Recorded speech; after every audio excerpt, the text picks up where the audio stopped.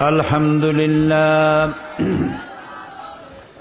الحمد لله نحمده ونستعينه ونستغفره ونعوذ بالله من شرور أنفسنا ومن سيئات أعمالنا من يهد الله فلا مضل له ومن يضلل فلا هادي له ونشهد أن لا إله إلا الله وحده لا شريك له ونشهد أن سيدنا وحبيبنا ومولانا محمدا عبده ورسوله الذي أرسله بالحق بشيرا ونذيرا وداعيا إلى الله بإذنه وسراجا منيرا فقد قال الله تعالى في كلامه المجيد وفرقانه الحميد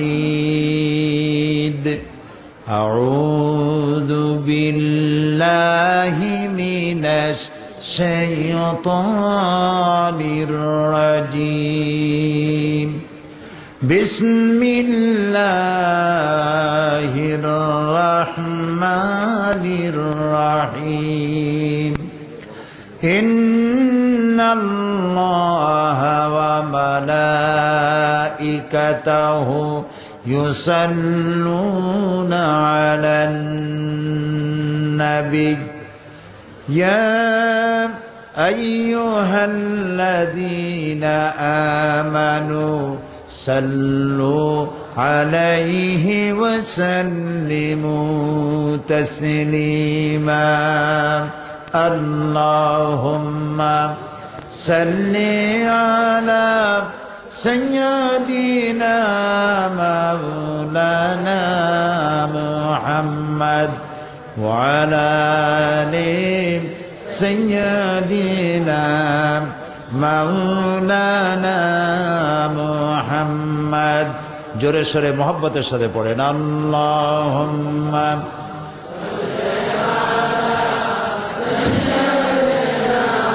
مولانا محمد وعلى آل سيدنا مولانا محمد بلغ العلا بكماله كشف الدجى بجماله حسنت جميع خصاله صلوا عليه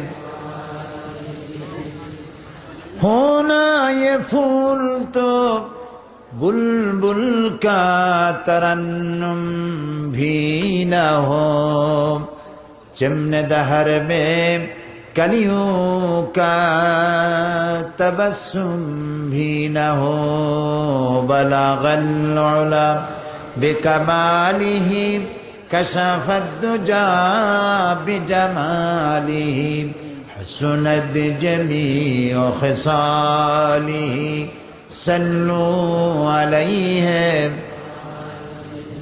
نسیم جانب بطحا گزر کن زحوالم محمد را خبر کن بلغ العلا بکمالہ کشف الدجى بجمالہ حسنت جمیع خصالہ صلوا علیہ বগুড়া তাফসীর মাহফিল বাস্তবায়ন কমিটি কর্তৃক আয়োজিত 3 দিন ব্যাপী তাফসীর ও কোরআন মাহফিলের আজকের এই দ্বিতীয় দিবসে সম্মানিত সভাপতি বিশেষ অতিথি মহান জাতীয় সংসদের মাননীয় সংসদ সদস্য হযরত মাওলানা আব্দুল আজিজ সাহেব हजरात उलमाए किराम,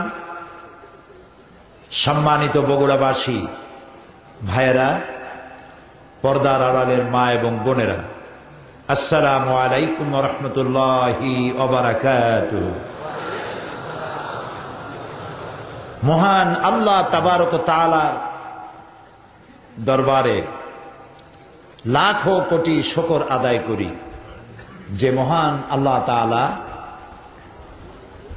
অতীতের বছরগুলির মতো মাঝখানে একটা গ্যাপ হয়ে গেছে, আবারও এই বগুড়া শহরে যে মাঠে মাহফিল হতো তার থেকে বড় মাঠে এ সুন্দর আয়োজনে কোরআনে কারিমের মাহফিল যে আল্লাহ তাআলা করার তৌফিক দিলেন, সেই মনিবের দরবারে শুকরগুজার হচ্ছি, কালেমাত শুকর আদায় করছি, পড়ছি আলহামদুলিল্লাহ। সকলে সমস্বরে পড়ুন আলহামদুলিল্লাহ। রব্বানা লাকাল হামদ হামদান কাসীরান তাইয়্যিবান মুবারাকান ফীহি ইয়া রাব্বি লাকাল হামদু কামা ইয়ানবাগি লিজালালি ওয়াজহিকা ওয়া আযীমি সুলতানিকা। আমরা আল্লাহ তাআলার প্রশংসা করে নিলাম আল্লাহর শেখানো ভাষা দিয়ে এবং নবী করিম সাল্লাল্লাহু আলাইহি ওয়াসাল্লামের ভাষা দিয়ে। তিনি দয়া করে আমাদেরকে মাহফিল আসার সুযোগ করে দিয়েছেন এবং কোরআন শুনতে আসার তৌফিক দান করেছেন। আজকের মাহফিলের মতো শ্রেষ্ঠ মাহফিল আকাশের নিচে জমিনের উপরে আর হতে পারে না।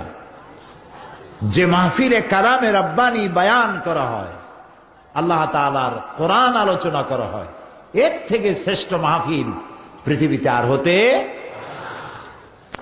আজকের বগুড়ার এই জাতীয় বগুড়ার এই ঈদগাহ ময়দান জান্নাতের টুকরায় পরিণত হয়ে গিয়েছে, কারণ আমরা শুনতে এসেছি কোরআন। কি শুনতে এসেছি? কোরআন।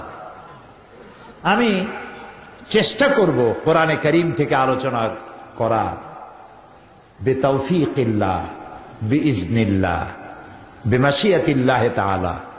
আল্লাহ তাআলা দয়া করে যদি তৌফিক দেন তাহলে বলতে পারবো, আল্লাহ তৌফিক না দিলে কিছুই বলতে পারবো না। এই জন্য আপনারা দোয়া করুন। এ মাহফিলের আয়োজকরা যে কষ্ট করে আয়োজন করেছেন আর আপনারা দূরদারাজ থেকে কষ্ট করে এসেছেন, এমন কিছু কথা বলার তৌফিক আল্লাহ তার গোলামকে দান করুন যে কথাগুলি সকলের জন্য মুফিদ হয়, ফায়দা হয়, উপকার হয়, আমলের জন্য যেন উপকারী হয়ে আমাদের জন্য যা আমলের দুনিয়া এবং আখিরাতে নাজাতের কারণ হয়ে দাঁড়ায়। প্রিয় উপস্থিতি, কোরআন কি এটি আগে আমাদেরকে বুঝে নিতে হবে। কি জন্য কোরআন এসেছে? এ কোরআন, এর মধ্যে যত কথা আছে সবগুলি কথা কার? আল্লাহ তাআলা এই কোরআন সহ আরো অনেক কিতাব নাজিল করেছেন, কিন্তু কোন কিতাবকে আল্লাহ নিজে হেফাজত করবেন এর কোনো গ্যারান্টি দেন নাই। তাওরাতে কথা লেখা নাই যে তাওরাতকে আমি হেফাজত করব, ইনজিলে কথা লেখা নাই যে আমি এটাকে হেফাজত করব, জাবুর এতে কথা লেখা নাই যে জাবুরকে আমি হেফাজত করব, কিন্তু এই কোরআনের মালিক বলেছেন কোরআন আমি হেফাজত করব। কে এটার মালিক? আল্লাহ রাব্বুল আলামিন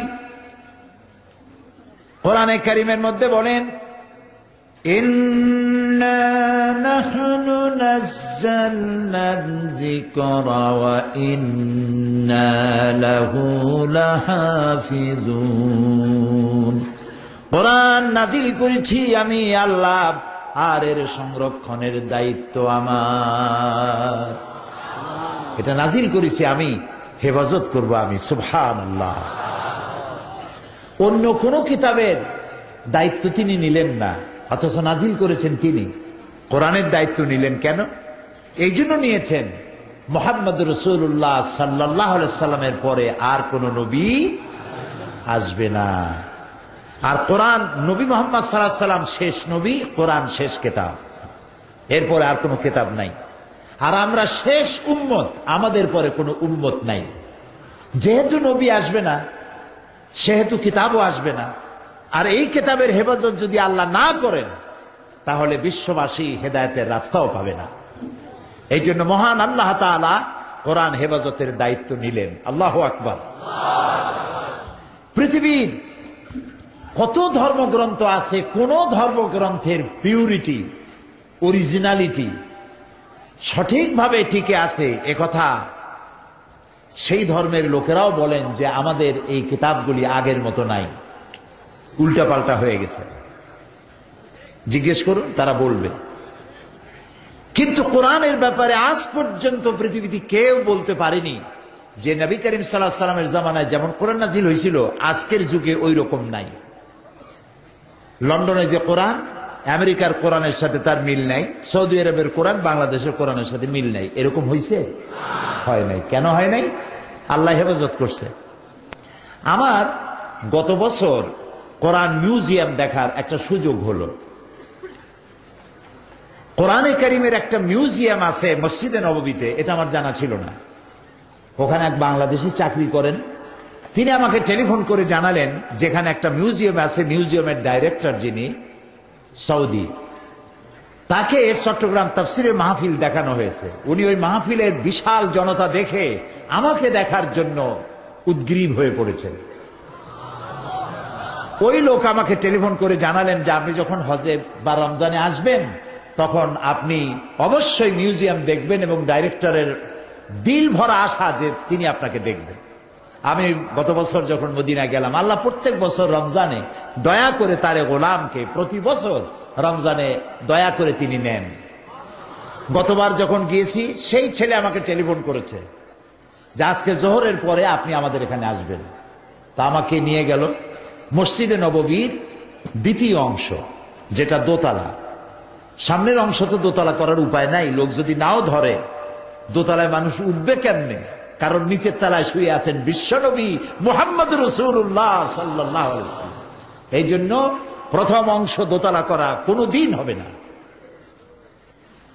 দুই পাশে এবং পেছনের দিকটা দোতলা করা হয়েছে। বিশাল মসজিদ, অন্তত 8 লক্ষ মুসলমান একসাথে নামাজ আদায় করতে পারে, এত বড় মসজিদ।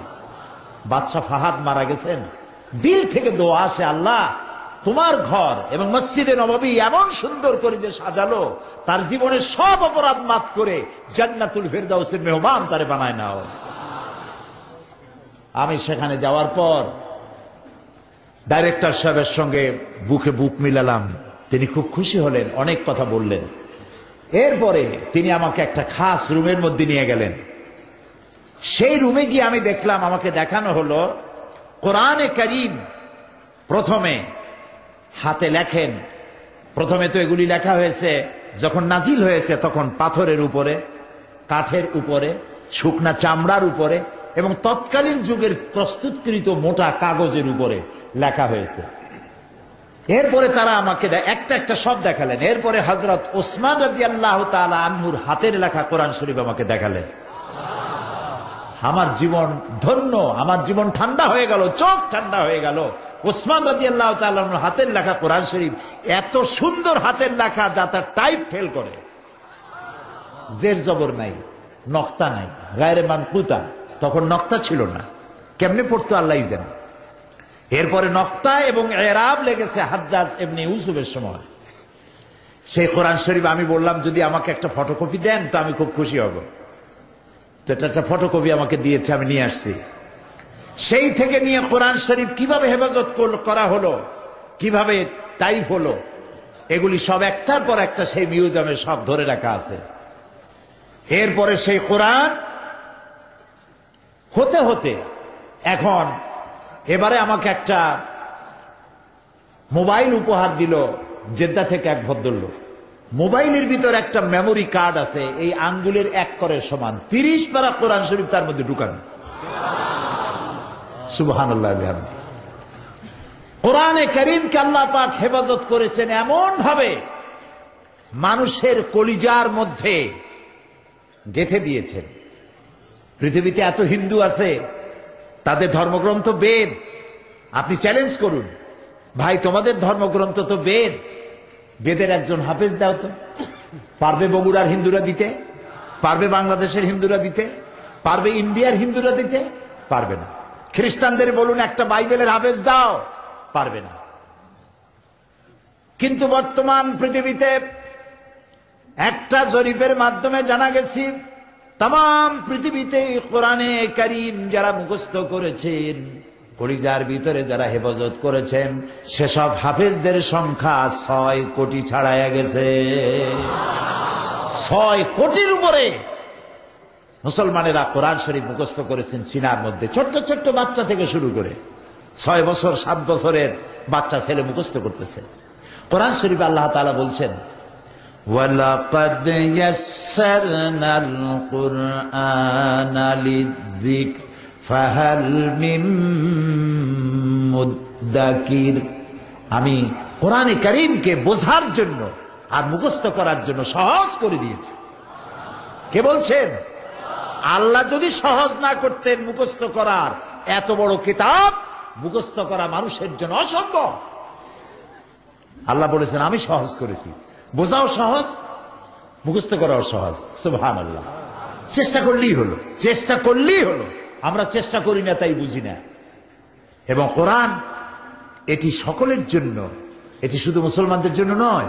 হিন্দু, খ্রিস্টান, বৌদ্ধ, ইহুদি, নাসারা, তেলি, মুসি, নাপিত, দোপা, যার নাম মানুষ, তার জন্য কোরআন। সুবহানাল্লাহ বলেন।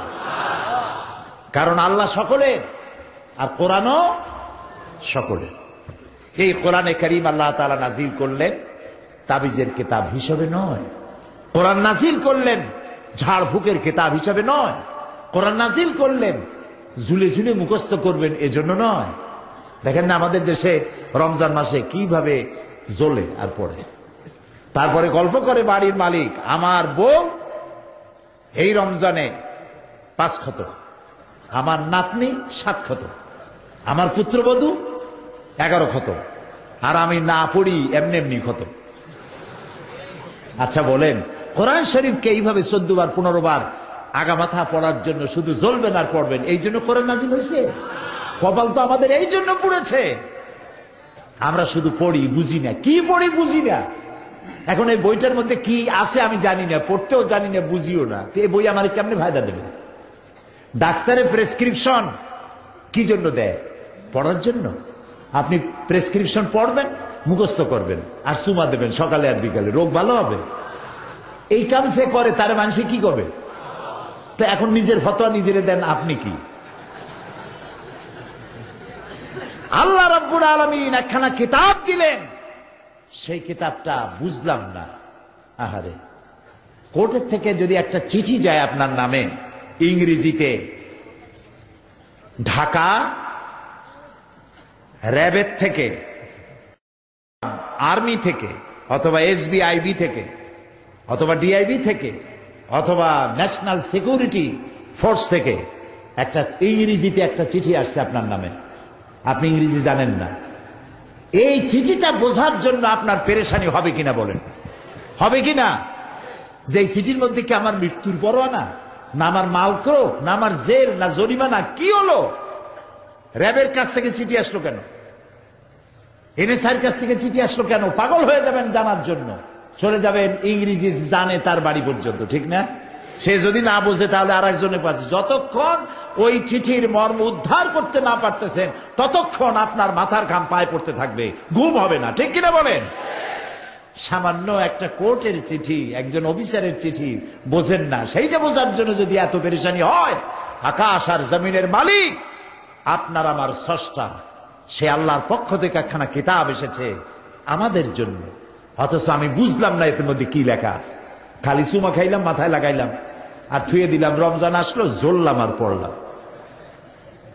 কোন বই পড়তে মানুষ জ্বলে না, কোরআন শরীফ পাইলি জ্বলে গেলে। লক্ষ্য করছে? কেন জ্বলে আল্লাহ জানে। ঝুলতে ঝুলতে এক পর্যায়ে ঘুমায় পড়ে। আহারে, এই কোরআন একটা মৃত্যু প্রায় জাতিকে জিন্দা করে দিয়েছিল। এই কোরআন মূর্খ বেদুইনদেরকে, উট আর ছাগলের রাখালগিরি করত যারা, তাদেরকে প্রেসিডেন্ট বানায় দিয়েছিল। কৃতদাসদেরকে সেনাপতি বানিয়েছিল। গোলামদেরকে বিচারপতি বানিয়ে দিয়েছিল। সুবহানাল্লাহ।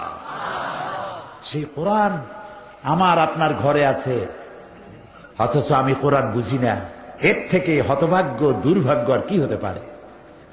এই জন্য কোরআনের তাফসীর মাহফিলের জন্য করা হয় না যে কিছু শুনলেন আর বাড়ি চলে গেলেন, বললেন বহু মানুষ হয়েছিল, হায় রে ওয়াজ, কি সাংঘাতিক ওয়াজ। লোকেরা জিজ্ঞেস করলো, ভাই কি ওয়াজ?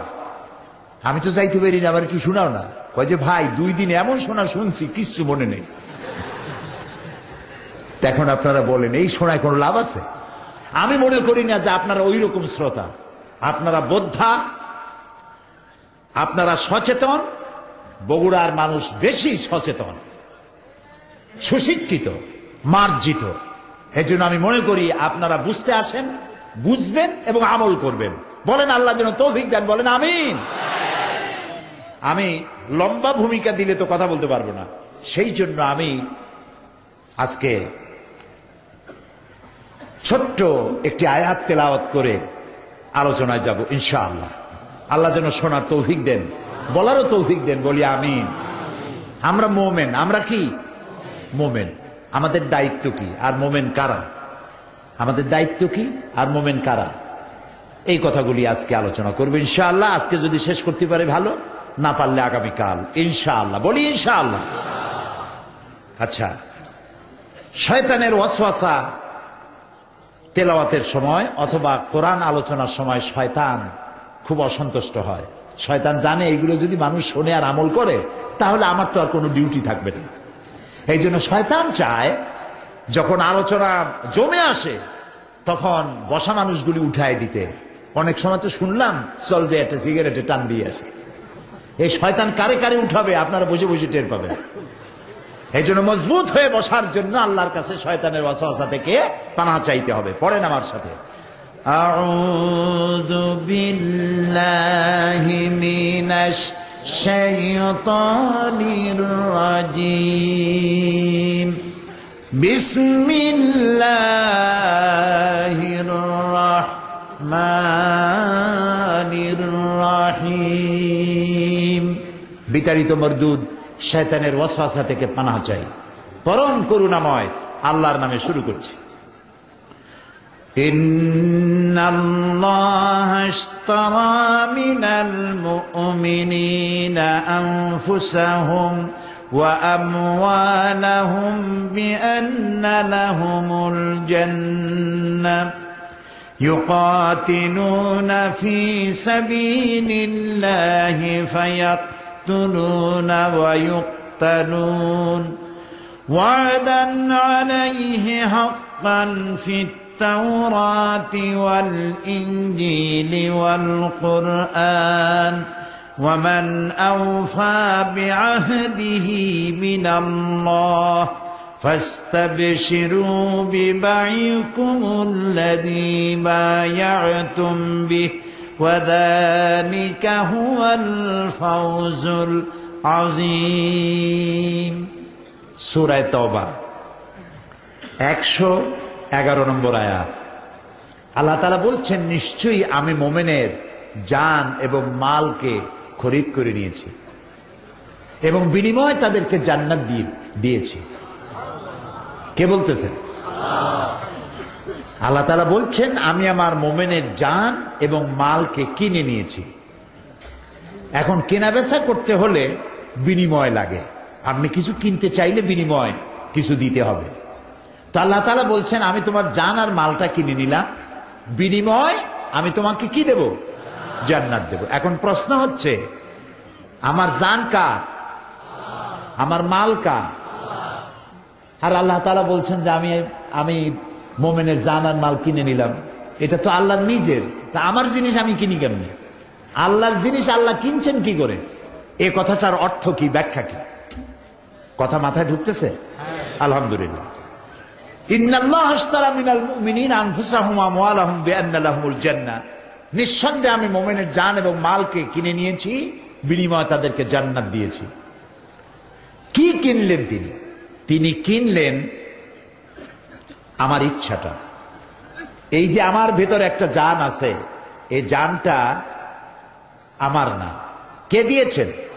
মালিক কে? আল্লাহ তাআলা। কিন্তু আপনি আত্মহত্যা করতে পারবেন না। এটা যদি আমার বলি, এটা যদি আমার হতো, তাহলে আত্মহত্যা করা জায়েজ ছিল। আপনি আত্মহত্যা করতে পারবেন না। যদি কেউ আত্মহত্যা করে জাহান্নামে যাবে। কোথায় যাবে? জাহান্নাম। যেহেতু এটা তোমার অধিকার নাই, তোমার আত্মাকে হত্যা করার কোনো অধিকার তোমাকে দেওয়া হয় নাই, এটি আল্লাহ। আর মাল, সেটি আল্লাহ তোমার কাছে কিছুদিনের জন্য আমানত রেখেছেন। মূলত সমস্ত সম্পদের মালিক লিল্লাহি মা ফিস সামাওয়াতি ওয়া মা ফিল আরদ, আসমান এবং জমিনের একচ্ছত্র মালিকানা কার? কিন্তু আমি বলতে পারবো জমিনটা আমার, বাড়িটা আমার, বলতে পারবো, কিন্তু এটার চিরস্থায়ী মালিক আমি নই। এটি আমার কাছে আমানত রাখা হয়েছে। যেমন এই বগুড়া শহরে আপনার একটা বাড়ি আছে, বাড়িটা আপনার দাবি করতে পারেন, কিন্তু গভর্নমেন্ট যদি ইচ্ছে করে আপনার বাড়ি অধিগ্রহণ করে ওখান থেকে রাস্তা নিয়ে যেতে পারে। মূলত মালিক গভর্নমেন্ট, আপনি কিনে আপনি বাড়ি করছেন, কিন্তু গভর্নমেন্টের এখতিয়ার আছে আপনার বাড়ি অধিগ্রহণ করে সেখানে রাস্তা করা বা অন্য কিছু করার এখতিয়ার তার আছে। আমাকে আপনাকে যে মাল দেওয়া হয়েছে, মালের মূল মালিক কে? আল্লাহ তাআলা। সুতরাং আমার কাছে দায়িত্বটা কি? আল্লাহ কিনলেনটা কি? আল্লাহর জিনিস আল্লাহ যে কিনলেন, কি জিনিসটা? কি জিনিসটা? হচ্ছে জান খরচ করার ইচ্ছা, মাল খরচ করার ইচ্ছাটা আল্লাহ কিনে নিয়েছেন। আপনি যেখানে খুশি সেখানে আপনার জান খরচ করতে পারবেন না। আপনি এমন কোন জায়গায় জীবন দিতে পারবেন না যে কাজে আল্লাহ তাআলা রাজি নাই, সেখানে আপনি আপনার জীবন দিতে পারেন না, আপনার শ্রম দিতে পারেন না। এমন কোন জায়গায় আপনার মাল খরচ করতে পারেন না যেখানে আল্লাহ তাআলা রাজি নন। এই ইচ্ছাটা আল্লাহ খরিদ করে নিয়েছেন।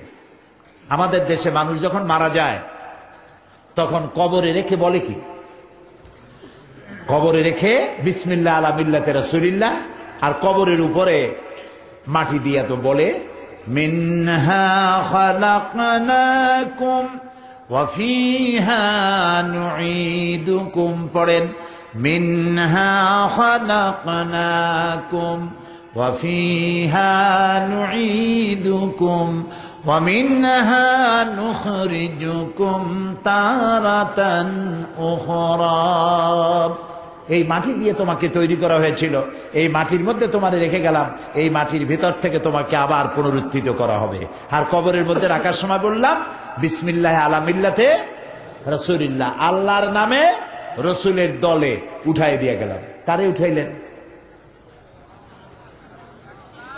একটা লাশ, মরা লাশ, তাকে উঠাই দিলেন রসুলের গাড়িতে। এখন রসুল এই লাশটাকে মিল্লাতে রসুল, আল্লাহ রসুলের দলে উঠালেন, রসুলের গাড়িতে উঠালেন। রসুল এই লাশ গ্রহণ করবেন কিনা, এবং এই মরা লাশ দিয়ে আল্লাহ করবেনটা কি, একটু ব্যাখ্যা দিলে বুঝতে পারবেন। যে ব্যক্তিকে কবরে রাখলেন, এই লোকটি যখন ছাত্র জীবন ছিল, তার ছাত্র জীবনে যত আন্দোলন করেছে, মিছিল করেছে, মিটিং করেছে, সমাবেশ করেছে, সেখানে আল্লাহ এবং ইসলামের কোন জিনিস ছিল না। আল্লাহর জন্য করে নাই, রসুলের জন্য করে নাই, কোরআনের জন্য করে নাই। রাত ভরে দেওয়ালে লিখেছে, সেই দেওয়ালের লেখাগুলি আল্লাহর কাজে, রসুলের কাজে লাগে নাই। ছাত্র জীবন চলে গেল, সাংবাদিক হলো, রাজনীতিক হলো, যাই কিছু হলো, তার বক্তৃতা, তার বিবৃতি, কোনো কাজ, কোনো কথা আল্লাহর কাজে লাগলো না, আল্লাহর দ্বীনের জন্য লাগে নাই। তার নির্বাচন, তার ভোট, তার জীবন, তার বক্তব্য, জীবনের কোনো কাজ, কোনো কথা আল্লাহর কাজে, রসুলের কাজে লাগলো না। এবার যখন সে বুড়া হয়ে মারা গেল, তখন তার লাশটা কবরে রাখার সময় বলা হলো বিসমিল্লাহ আলা মিল্লাতে রাসূলিল্লাহ। আপনার বিবেককে জিজ্ঞেস করুন, এই বুড়া মানুষটা, বুড়া লাশটা, তার জীবনের একটা মুহূর্ত আল্লাহ রসুলের কাজে লাগে নাই। মরা লাশ দিয়ে আল্লাহ তার রসুল কি করবেন?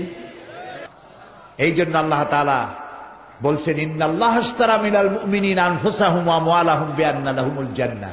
আমি তোমার জান এবং মাল খরিদ করে নিয়েছি, যেখানে সেখানে তোমার পয়সা চান্দা দিতে পারো না। একজন লোক আসলো, আমাদের নেতা বক্তৃতা করবেন, বিশাল জনসভা, নেতা আসবেন, সুতরাং তার চাঁদা দেওয়া লাগবে।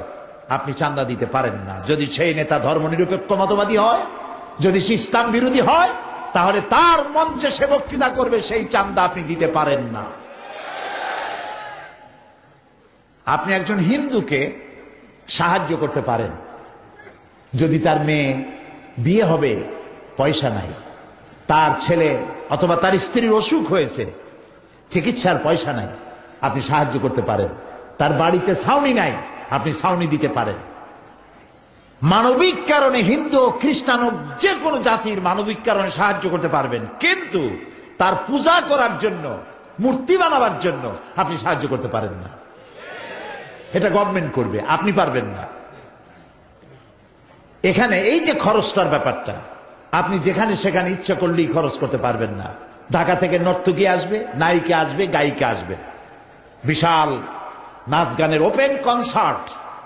হায় হায়, ওপেন কনসার্টে পুরুষগুলার চুল কোমর পর্যন্ত লম্বা, এদিকে চুল ফেলায়, ওদিকে চুল ফেলায়, দুইটা লাভ দিল, তিনটা সিক দিল, ওপেন কনসার্ট হয়ে গেল। এগুলোর জন্য মানুষেরা পয়সা খরচ করছে, জায়েজ নাই। আপনার পয়সাটা আপনার পয়সা, আপনার জান, আপনার মাল খরচ করতে হবে। কেবলমাত্র আল্লাহ যেখানে রাজি আছেন, এর বাইরে আপনি খরচ করতে পারবেন না। আপনি সেই মিছিলে যেতে পারেন না যে মিছিলে আল্লাহর নাম উচ্চারিত হয় না। আপনি সেই বিক্ষোভ, সেই সমাবেশে যেতে পারেন না যেই সমাবেশ, যেই বিক্ষোভে আল্লাহর এবং ইসলামের কোনো স্বার্থ নাই। যেহেতু আমি মুসলমান, আমরা কি বলেন সবাই? মুসলমান। এই জন্য আল্লাহ তাআলা বলছেন, আমি মুমিনের জান এবং মালকে খরিদ করে নিয়েছি, বিনিময় জান্নাত দেব। এই যে বিনিময় জান্নাতটা দেব, এই ওয়াদা আমি করেছি। ওয়াদান আলাইহা হাক্কান ফিত তাওরাত ওয়াল ইনজিল ওয়াল কুরআন। এই ওয়াদা আমি করেছি, তাওরাতে করেছি, ইনজিলে করেছি, আর এই কোরআনেও করলাম। সুবহানাল্লাহ কইতে ইচ্ছা করে না?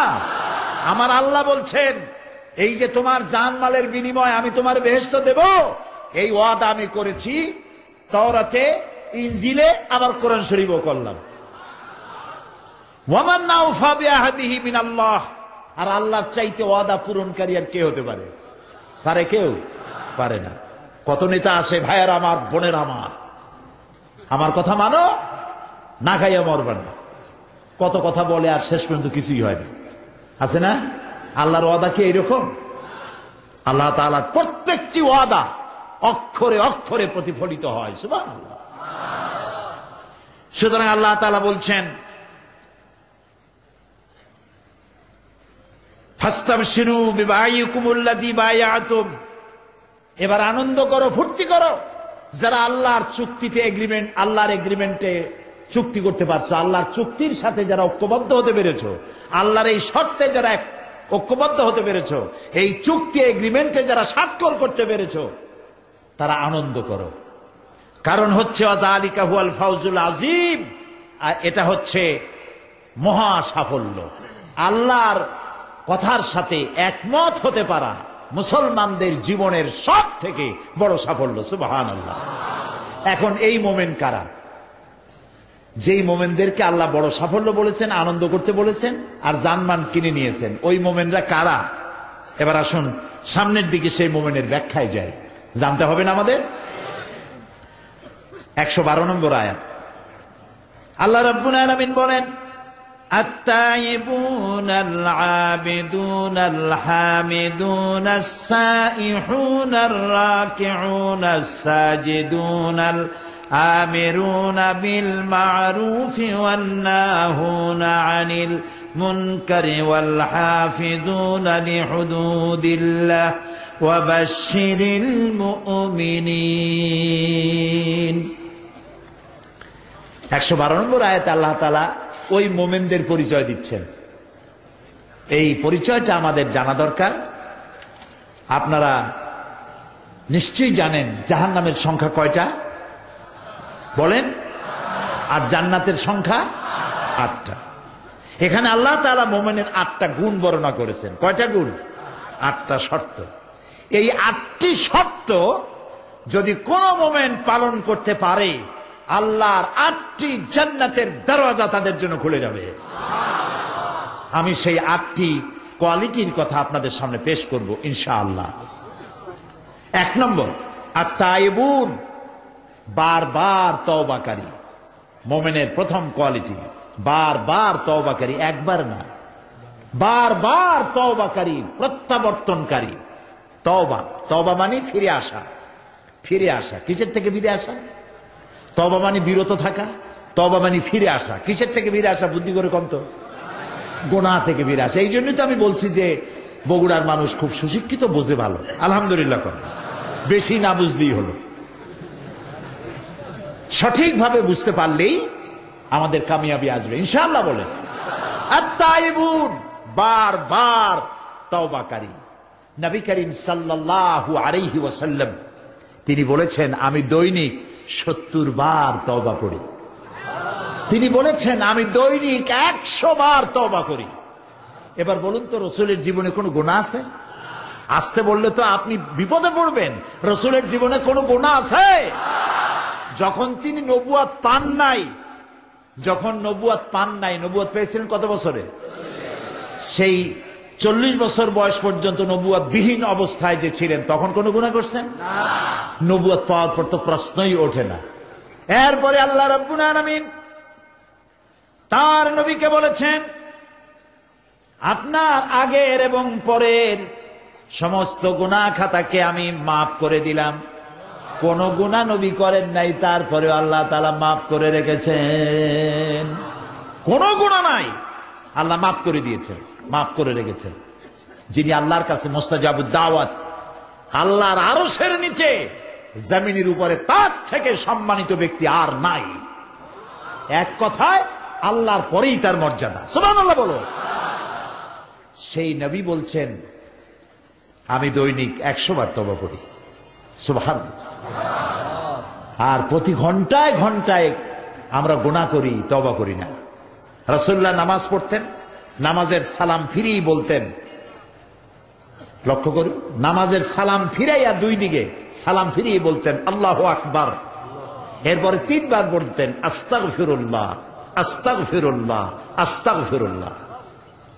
ইন্তেকালের 5 দিন আগের থেকে তিনি এই তওবা ইস্তেগফার বেশি করতেছিলেন। তিনি পড়তেন, বুখারী শরীফের হাদিসে এসেছে, ইন্তেকালের 5 দিন আগের থেকে খুব বেশি করে এই দোয়াটা পড়তেন, সুবহানাকা আল্লাহুম্মা বিহামদিকা নাস্তাগফিরুকা ওয়া নাতুবু ইলাইক। সুবহানাল্লাহ।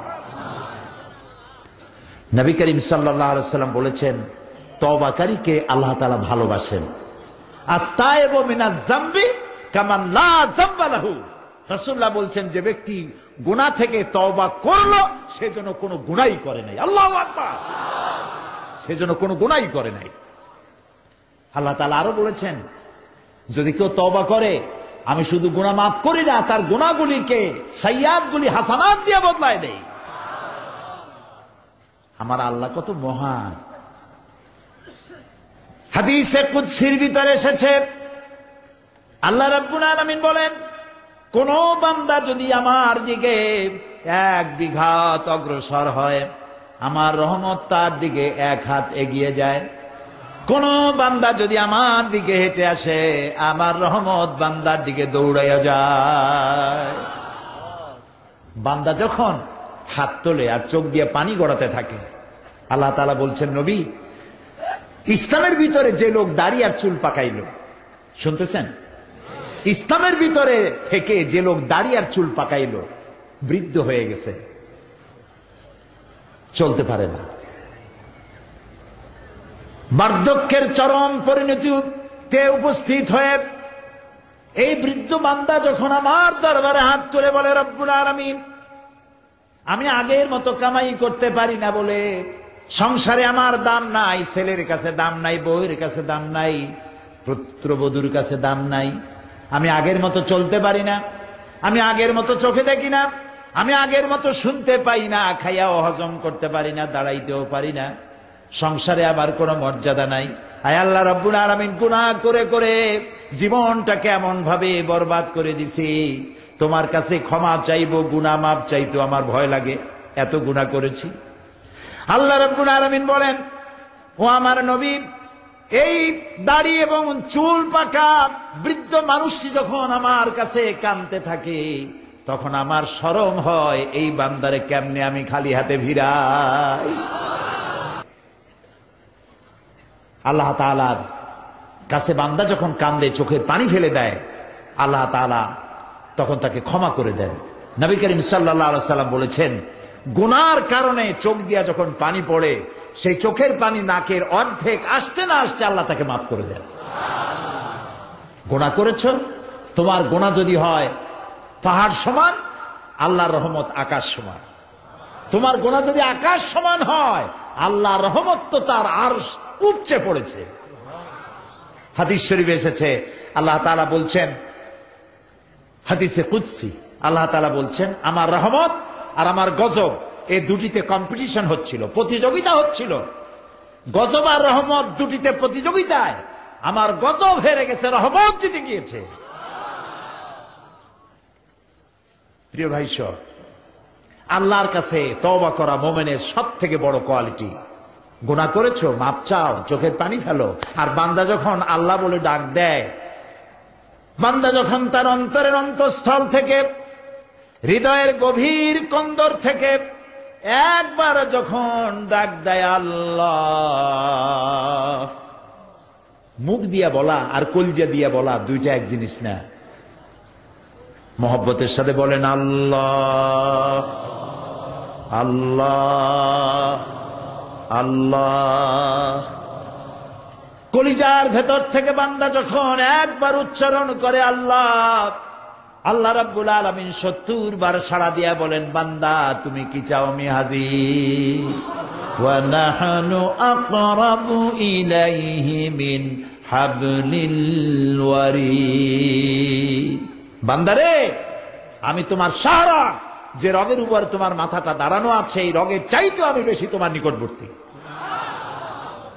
প্রিয় ভাই সব, হযরত ইউনূস আলাইহিস সালাম জাতিকে বুঝালেন তাওহীদের উপর ঈমান আনো, লা ইলাহা ইল্লাল্লাহ পড়ো।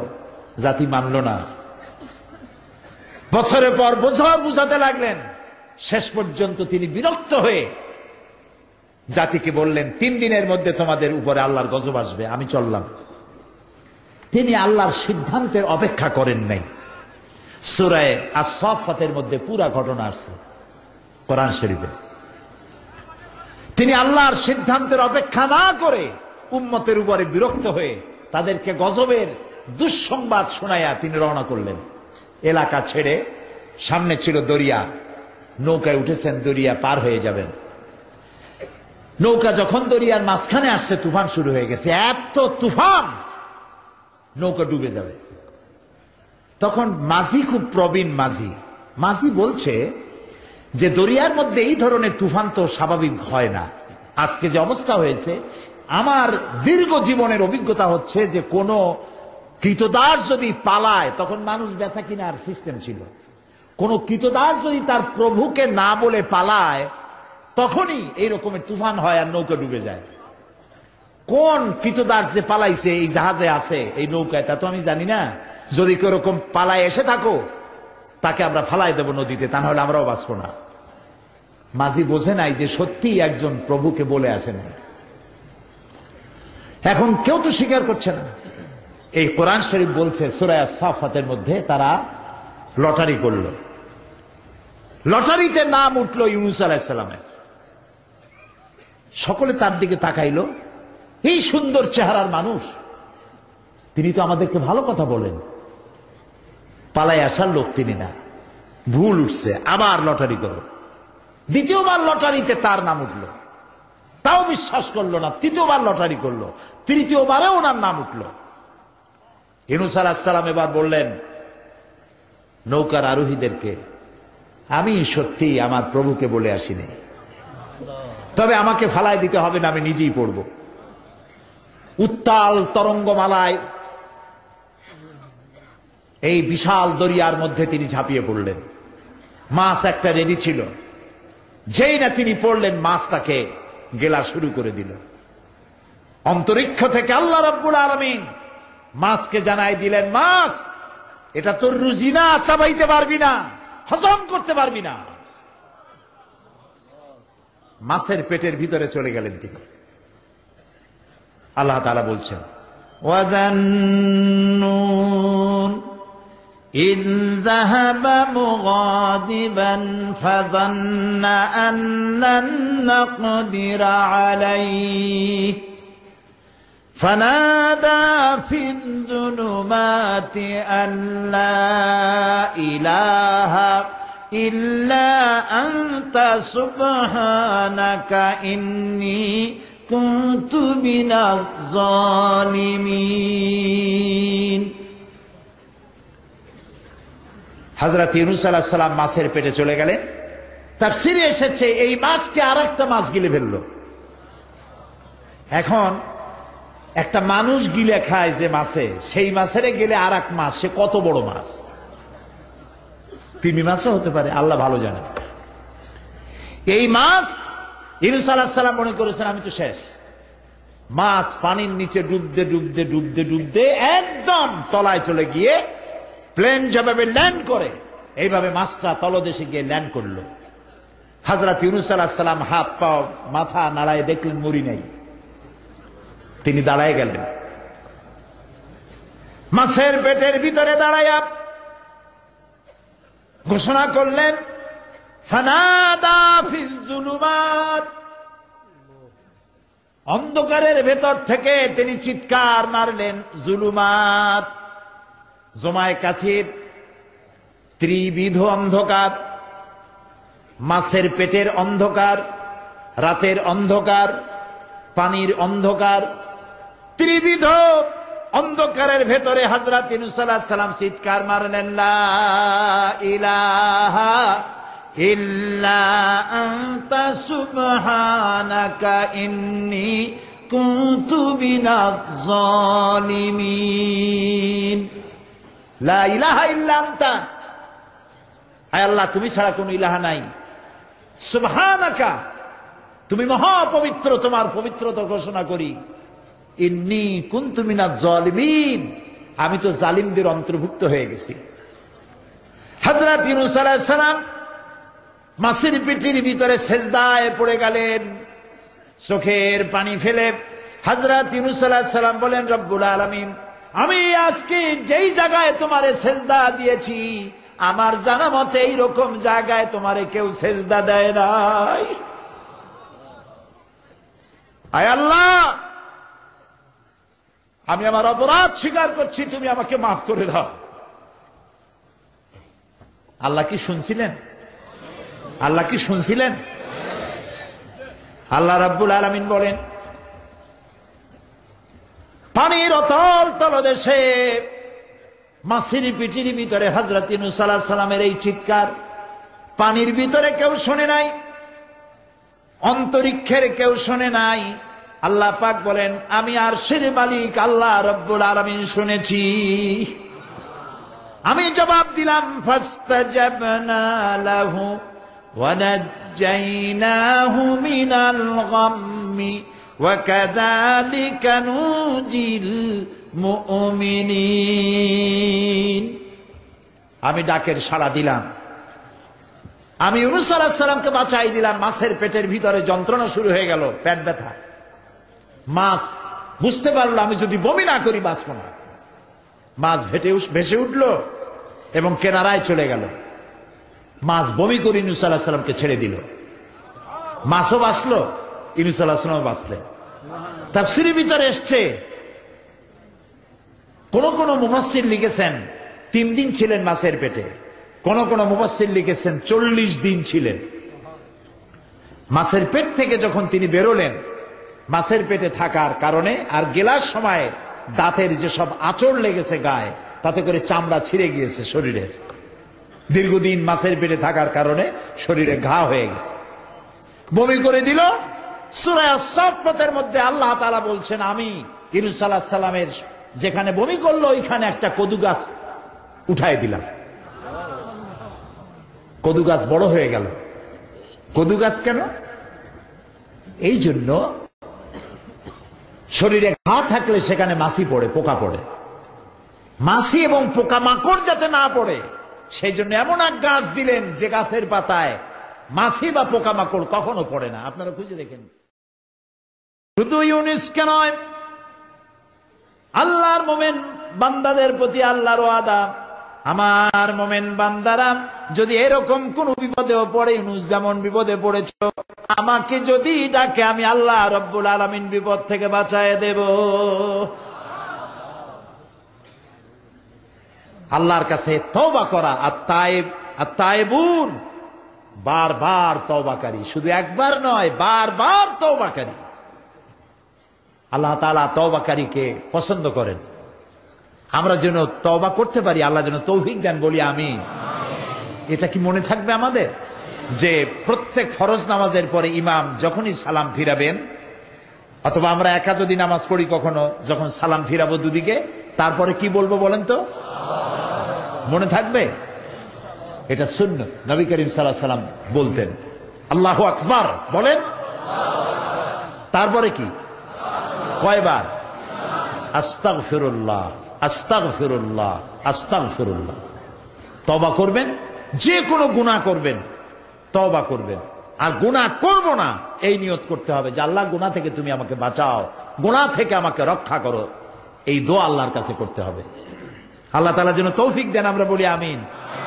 এগুলো এক নম্বর কোয়ালিটি, মুমিনের এক নম্বর কোয়ালিটি আত-তায়েবুন, বারবার তওবাকারী। আল-আবিদুন, দুই নম্বরে হচ্ছে ইবাদতকারী। দুই নম্বরে কি? ইবাদতকারী। এই পৃথিবীতে আমাদেরকে আল্লাহ পাঠাইছিলেন কি জন্য? আল্লাহ রাব্বুল আলামিন কোরআনে কারীমের মধ্যে বলছেন, মা খালাকতুল জিন্না ওয়াল ইনসা ইল্লা লিয়াবুদুন, আমি মানুষ এবং জিন জাতিকে সৃষ্টি করেছি শুধুমাত্র আমার ইবাদতের জন্য। তারা আমার ইবাদত করবে এই জন্য। এখন প্রশ্ন উঠতে পারে যে সারাক্ষণ যদি ইবাদতই করি, তাহলে বাজার করব কখন, চাষবাস করব কখন, ব্যবসা বাণিজ্য করব কখন, রাজনীতি করব কখন? একজন মুসলমান তার সব কাজ হবে ইবাদত। সুবহানাল্লাহ। মুসলমানের সব কাজ কি হবে বলেন সবাই? ইবাদত হবে। আপনি যে ঘুমাবেন, আপনার ঘুম ইবাদত হবে। বেশি রাত জাগার দরকার নাই। আপনি এশার নামাজ পড়ে খানা খেয়ে ঘুমায় যান, নিয়ত থাকবে যে আল্লাহ রাত বেশি জাগলাম না, তাহাজ্জুদ পড়ার জন্য আগে আগে ঘুমায় গেলাম। আপনি ঘুমায় থাকলেন, কিন্তু আপনার এই ঘুমটা ইবাদতের মধ্যে শামিল হয়ে যাবে। মোমেন ব্যক্তির চোখের চাহনি ইবাদত। আপনি আমি যে দেখি, এই দেখাটাও ইবাদত। কি রকম? আল্লাহ যা দেখতে নিষেধ করেছেন তা যদি না দেখি। নবীজি বলেছেন, কোন সন্তান যদি তার মা বাপের দিকে রহমতের নজরে, ভালোবাসার নজরে যদি তাকায়, আল্লাহ রাব্বুল আলামিন তার আমল নামায় একটি নফল হজের সওয়াব লিখে দেন। সাহাবীরা জিজ্ঞেস করলেন, ইয়া রাসূলুল্লাহ, যদি কোন সন্তান তার মা বাপের দিকে দৈনিক 100 বার তাকায় তো কি হবে? আল্লাহর নবী বলেন, আল্লাহর নিয়ামতের ভান্ডারে কোনো অভাব নাই। কোন বান্দা যদি তার মা বাপের দিকে দৈনিক 100 বার তাকায়, আল্লাহ রাব্বুল আলামিন তার আমল নামায় 100টা কবুল নফল হজের সওয়াব দিয়ে দিবেন। তা আপনার আমার চোখের চাহনি ইবাদতের মধ্যে শামিল। আপনি ব্যবসা করবেন, এটা ইবাদত। ফজরের নামাজ পড়ে দোকানে চলে যান, তারপরে দোকান বিসমিল্লাহ বলে দোকান খোলেন, বিসমিল্লাহ বলে দোকানে বসেন। এরপরে ওজনে কম দেবেন না, খাদ্যে ভেজাল দেবেন না, মিথ্যা কথা কবেন না। আপনি যে ব্যবসাটা করলেন, ওজনে কম দিলেন না, খাদ্যে ভেজাল দিলেন না, মিথ্যা কথা বললেন না, নামাজটা ঠিক মতো পড়লেন, আপনার হাসর হবে মা'আন নাবিয়্যিন ওয়াস সিদ্দিকিন ওয়াস শুহাদা ওয়াস সালিহিন। বুঝেন কথা? যারা নাকি সত্যবাদী ব্যবসায়ী, নবীজি বলেছেন তাদের হাসর হবে নবী, সিদ্দিক, শুহাদা, সালিহিনদের সাথে হাসর নসিব হয়ে যাবে। আল্লাহ আল্লাহ আল্লাহ আল্লাহ আল্লাহ, কি ব্যবসা আমরা করি! টেলিভিশনে দেখতে পেলাম আমরা কি খাই, কি খাচ্ছি। আহারে মুসলমান, রসগোল্লা বানায়। টেলিভিশনে দেখলাম রসগোল্লা বানাবার পদ্ধতি। রসগোল্লা বানাইতে ছানা লাগে, দুধ লাগে, দুধ হইলেই ছানা হয়, যত দুধ তত ছানা। এত ছানা, এত দুধ পাবে কই? এত পয়সা খরচ করার সময় নাই। দুধ জাল দিয়া গরম করে দুধের মধ্যে টয়লেট পেপার ছাড়িয়ে দিয়া, দ্রুত টয়লেট পেপার গলে গেল, ছানা হয়ে গেল, ওর মধ্যে চিনি দিয়া গোল গোল বানাই দিল, খাও জম্মের খাওয়া। যত কেক খান অধিকাংশ কেকগুলি পচা ডিম দিয়ে তৈরি। ফাস্ট ফুডের চিকেনগুলি যতগুলি কি বলে স্যান্ডউইচ, চিকেন স্যান্ডউইচ মরা মুরগি দিয়ে তৈরি। ইন্না লিল্লাহি ওয়া ইন্না ইলাইহি রাজিউন। এরাও মুসলমান, এরাও মুসলমান। হসপিটালের খানাগুলি পচা ডিম দিয়ে তৈরি করা হচ্ছে। সানাসুরগুলি ট্রেনের পোড়া মোবাইল দিয়ে ভাজা হচ্ছে। নুডলস গুলি পচা আটার ময়দা দিয়ে তৈরি করা হচ্ছে। দেখছেন না এগুলি আপনারা? না আমি বানাই বলতেছি, দেখছেন কি না? ভেজাল খাইতে খাইতে বাংলাদেশের মুসলমানদের পেটের অবস্থা এমন হয়েছে যে পিওর জিনিস খাইলে কলেরা হবে। পেট গেছে ভেজাল প্রুফ হইয়া। নাউজুবিল্লাহি মিন যালিক। এরপরে এই ভেজাল বিক্রি করিয়া রাসূলুল্লাহ বলেছেন, যে ব্যক্তি খাদ্যদ্রব্যে ভেজাল দেয় সে আমার উম্মত নয়। এখন আপনি হজ করেন, তাহাজ্জুদ পড়ে কপালের চামড়া উঠায় ফেলেন, রাসূলুল্লাহ বলেছেন তুমি আমার উম্মত নও। আল্লাহরে ফাঁকি দিবেন, বেহেশত আপনার মামু বাড়ি। এত সহজ নয়। খাদ্যদ্রব্যে ভেজাল যারা দেয় তারা মানবতার দুশমন, তারা মুসলমান নামের কলঙ্ক। সুতরাং আল আবিদুন, ইবাদতকারী। আপনি খাদ্যদ্রব্যে ভেজাল দেবেন না, আপনি মিথ্যা কথা বলবেন না, বাংলাদেশের তৈরি কাটা কাপড় জাপানের সিল মারবেন না। আমার দেশের কাপড় কেনার মতো মানসিকতা আমার থাকতে হবে। আমার কাপড় আমার দেশে যেটা তৈরি হয় এটাই ভালো, এই মানসিকতা থাকতে হবে। খালি আমার সোনার বাংলা আমি তোমারে ভালোবাসি এটুকু বললেই হবে না, ভালোবাসার প্রমাণ দিতে হবে। ঠিক কিনা? মিথ্যা কথা কেন বলতেছেন? আবার লাভ করতেছে 200 টাকা 500 টাকা, বলতেছে আল্লাহর কসম 2 টাকাও লাভ করিনি, লাভ করছে 100 টাকা, 2 টাকা লাভ করেনি। এই ধরনের মিথ্যা কথা বলার দরকারটা কি? আপনি বলেন আমি ব্যবসা লাভ করবো না, তা আমি চলবো কি করে? আপনি কত করতেছেন তা বলার দরকার নেই। আর অতি মুনাফাখুরি, এই যে রমজান মাসে জনমের মতো পেঁয়াজের দাম বাড়লো, আটার দাম বাড়লো, আরো কিসের কিসের দাম বাড়লো জনমের মতো। কেন এই দাম বাড়ে? এই জন্য দাম বাড়ে মুসলমানের এইগুলি আগের থেকে কিনে রাখে 2 মাস 3 মাস আগে, রোজাদারদের কষ্ট দেওয়ার জন্য। আরে রোজাদারের মুখের দুর্গন্ধ আল্লাহর কাছে মিস্ক এবং আম্বরের চাইতে পবিত্র। রোজাদারদের জন্য আল্লাহ তাআলা জান্নাতের একটা আলাদা গেট রেখেছেন, যার নাম রায়্যান। এখানে শুধু রোজাদারেরা প্রবেশ করবে। সব রোজাদার যখন এই গেট দিয়ে প্রবেশ করবে গেট বন্ধ হয়ে যাবে, আর কেউ ঢুকতে পারবে না। রোজাদারদের সাথে আল্লাহ স্পেশাল সাক্ষাৎ দিবেন। সুবহানাল্লাহ। সেই রোজাদার দিয়ে ব্যবসা করো। 2-3 মাস আগের থেকে রোজার আইটেমগুলি কিনে জমা করিয়া তারপরে রোজাদারদের উপরে ব্যবসা করো। তোমার ব্যবসা নিয়ে কোন জাহান্নামে থাকবে দেখবে। সারা বছরের সব লাভ রোজার মাসে। এই হলো মুসলমানের মানসিকতা। এরপরও দাবি করে আমি মুসলমান। শয়তানে হাসে, আরে বেটা তুই যদি মুসলমান হতো আমি কি? শয়তান খুব দুর্ভাবনায় পড়ে যায়। ইন্না লিল্লাহি ওয়া ইন্না ইলাইহি রাজিউন। মুসলমান কপাল পোড়া, কি এর ইবাদত করে? সুতরাং আপনার ব্যবসা ইবাদত। আপনি জমিন চাষ করতে যাবেন, আপনি চাষী, আপনি উত্তম কাজ করছেন। আপনাকে কৃষক বলে কে ঘৃণা করবে? এই চাষের কাজ সর্বপ্রথম করেছেন আবুল বাশার হযরত আদম আলাইহিস সালাম, নিজ হাতে চাষ করেছেন। আল কাসিব হাবিবুল্লাহ, যারা রিকশা চালায় কে তোমাকে ঘৃণা করবে? তোমার পয়সা সব থেকে হালাল। রিকশাওয়ালা ভ্যানওয়ালার পয়সা, ঘুষ নাই, ওর মধ্যে ঘুষ আছে। কিন্তু কিছু ভদ্রলোক আছে, বুড়া রিকশাওয়ালা, এই বেটা এদিকে আয়। বুড়া মানুষ রিক্সা চালায়, সেই জন্য অপমান। ওই বেটা তোমার বাপের বয়সী, আপনি কইতে পারো না। এরপরে উঠলো রিক্সায়, 7 মাথা থেকে 14 মাথায় যাবে। ওখানে যায়া বললো যে ভাড়া কত? সে চাইলো 10 টাকা ভাড়া। আরে বেটা 10 টাকা ভাড়া, রেড বই দেখা। যখন রিক্সার ভাড়া দেয় তখন রেড বই দেখার প্রশ্ন ওঠে। আর যখন শাড়ি কিনতে যায় লেখা আছে ফিক্সড প্রাইস। ঢোকার সাথে সাথে একটা 7 আপ অথবা একটা কি ফান্টা মান্টা কিছু একটা দিল, খাইয়া ঠান্ডা। শাড়ির দাম কত? শাড়ির দাম 13,593 টাকা 92 পয়সা। এইখানে রেট কত তার তালাশও করে না, বেশি কথা কইলে ভদ্রতার খেলাপ হবে। ওইটা ঠিক মতো আনতে পারে, কিন্তু রিক্সাওয়ালার মাথার ঘাম ফেরানো পয়সা নিয়ে তার সাথে ঝগড়া করে, তর্ক করে, এটা ঠিক নয়। সহস্তে যে ইনকাম করে, রাসূলুল্লাহ বলছেন আল কাসিবু হাবিবুল্লাহ, নিজের হাতে যে কামাই করে সে আল্লাহর বন্ধু। যারা হাদিয়া খায়, শুধুমাত্র হাদিয়া দিয়ে জীবন চালায়, কোনো কাজ কাম নাই, খালি হাদিয়ার উপরে নির্ভর আছে, এরকম একজন নবীর নাম শোনান আমারে, একজন নবীর নাম শোনান উম্মতের হাদিয়া দিয়ে জীবন চালাইছে, কোন?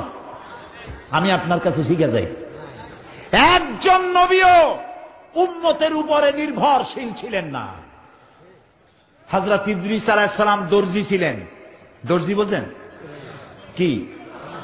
টেইলর, দর্জি ছিলেন। দাউদ আলাইহিস সালাম কর্মকার ছিলেন, লোহা গুলি দিয়ে অস্ত্র নির্মাণ করতেন, লোহা দিয়ে বিভিন্ন জিনিস তৈরি করতেন। এভাবে করে প্রত্যেক পয়গম্বরের কাজ ছিল। নবী করিম সাল্লাল্লাহু আলাইহি সাল্লাম ব্যবসা করেছেন। হযরত ওমর রাদিয়াল্লাহু তাআলা আনহু একদিন মসজিদের মধ্যে দেখলেন, জোহরের সময় যাদেরকে দেখলেন, আসরের সময় তাদেরকে দেখলেন একই জায়গায়, এশায়ও, পরের দিন ফজরের নামাজ সময় তখনও দেখে সেই লোকগুলো বসা। উনি প্রশ্ন করলেন, তোমরা কারা? গতকাল থেকে এই পর্যন্ত প্রত্যেক ওয়াক্তে এসেই দেখি তোমরা এক জায়গায় বসে আছো, 5-6 জন, তোমরা কারা? তারা বললো, আমরা অনেক দূরের থেকে আসছি। এখানে করো কি? কয় যে এখানে বসে বসে আমরা আল্লাহর জিকির করি। খাও কি? আমরা যে আল্লাহর জিকির করি এগুলো দেখিয়া আশেপাশের লোকেরা আমাদের জন্য রান্না করে নিয়ে আসে, তাই খাই। ওমর রাদিয়াল্লাহু তাআলা আনহু বললেন যে তোমাদের মতো অপদার্থের চাইতে যারা রান্না করে খায় তাদের মর্যাদা তো আল্লাহর কাছে অনেক বেশি। শোনো, আগামীকাল জোহরের নামাজের পর যদি এই জায়গায় বসা দেখি, ব্যাট মেরে মসজিদ থেকে বের করে দেব। আল্লাহ তাআলা কোরআন শরীফের মধ্যে বলছেন, ফাইজা কুদিয়াতিস সালাত ফান্তাশিরু ফিল আরদ। নামাজ পড়া হয়ে গেছে, মসজিদে বসে দেখো না। কে বলতেছেন? আল্লাহ বলতেছেন। অনেক অফিসার আছেন, জোহরের নামাজের সময় ছুটি নিয়ে আসছেন, জোহরের নামাজ পড়লেন, ঠিক আছে পড়ুন জামাতে, সুন্নত পড়লো, নফল পড়লো, এরপরে বসে বসে তাসবিহ টিপতে থাকলেন, জায়েজ নাই। যেহেতু আপনি সরকারের একজন কর্মচারী, আপনি ফরজ এবং সুন্নত পড়ার এখতিয়ার আছে, নফল বাড়ি যেয়ে পড়েন, তাসবিহ বাড়ি যেয়ে পড়বেন। গভর্নমেন্টের নির্ধারিত সময় যে আপনি ইবাদতের মধ্যে, জিকির আজগারের মধ্যে নষ্ট করলে বেতন নেবেন, হালাল হবে না বেতন। এর নাম ইসলাম, বাস্তব ধর্মী ইসলাম। আপনার রুজি হালাল হতে হবে। সুতরাং আপনি চাষ করতে যাবেন, আপনি যতক্ষণ ময়দানে চাষ করতে থাকবেন আপনার নামায় আমলে সব লেখা হইতেই থাকবে। সেটাও সর্বনাশ আমরা করছি। চাষ করতে গিয়ে সব জায়গায় মাথা ভালো থাকে, যেই না আইলের কাছে যায় তখন গরুর মাথা খারাপ হয় না লাঙ্গলের মাথা খারাপ হয় আল্লাহই জানে। আইলগুলোরে ঠেলিয়া একেবারে পলসিরাতের মতো চিকুন বানায় ফেলায়। আচ্ছা ভাই বলেন তো, মাটিকে আপনি খাইতে পারবেন? বরং মাটি আমাদের খাবে। চাওয়ার কোনো শেষ নাই, পাওয়ারও শেষ নাই, আরো চাই, আরো চাই, আরো চাই। আল্লাহর নবী বলেন, লাউ কানা লি ইবনি আদামা ওয়াদিম মিন যাহাবিন লাহাব্বা ইয়াকুনা লাহু সানিন। কোন বান্দাকে যদি একটি মাঠ ভরে স্বর্ণ দেওয়া হয়, সে বলবে, আল্লাহ আমারে আরো একটা মাঠ ভরে যদি স্বর্ণ দেওয়া হতো। আল্লাহর নবী বলেন, ওয়ালা ইয়ামলাউ জাওফা ইবনু আদামা ইল্লা তুরাব। মানুষের পেট কবরের মাটি ছাড়া কোনো জিনিস দিয়ে ভরবে না। দেখছেন, এমপি হইলে কয়, আহারে মন্ত্রী যদি হইতে পারতাম। একটা গাড়ির মালিক, আহারে যদি আরো 8টা-10টা গাড়ি হইতো।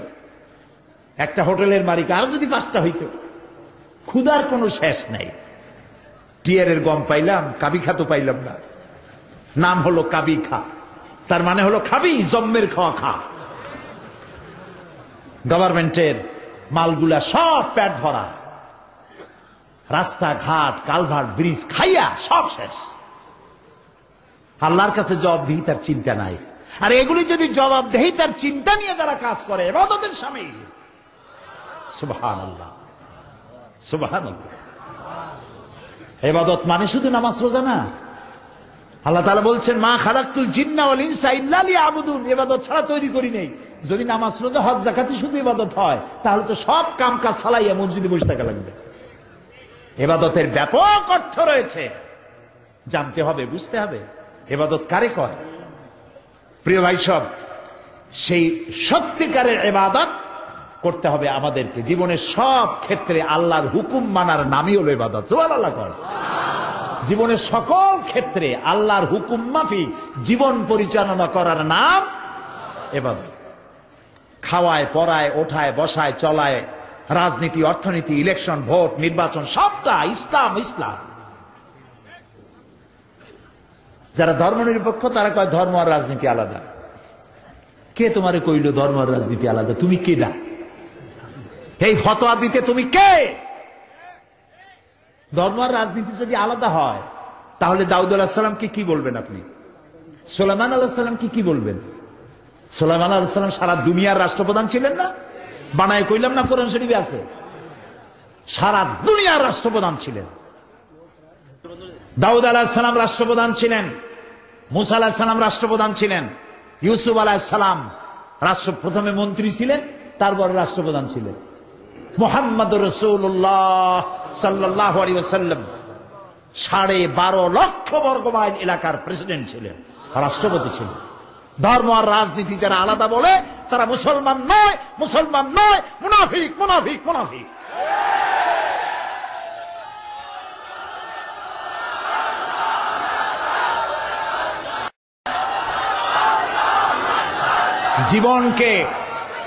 জীবনকে আমরা দ্বিধা বিভক্ত করতে পারি না।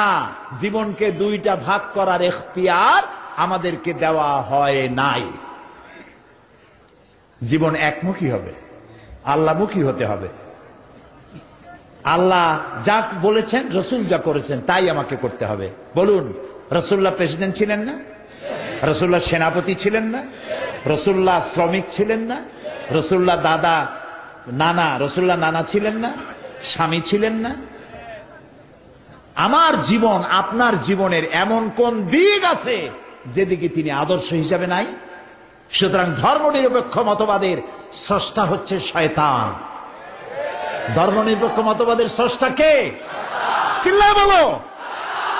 আর ইসলামের স্রষ্টা কে?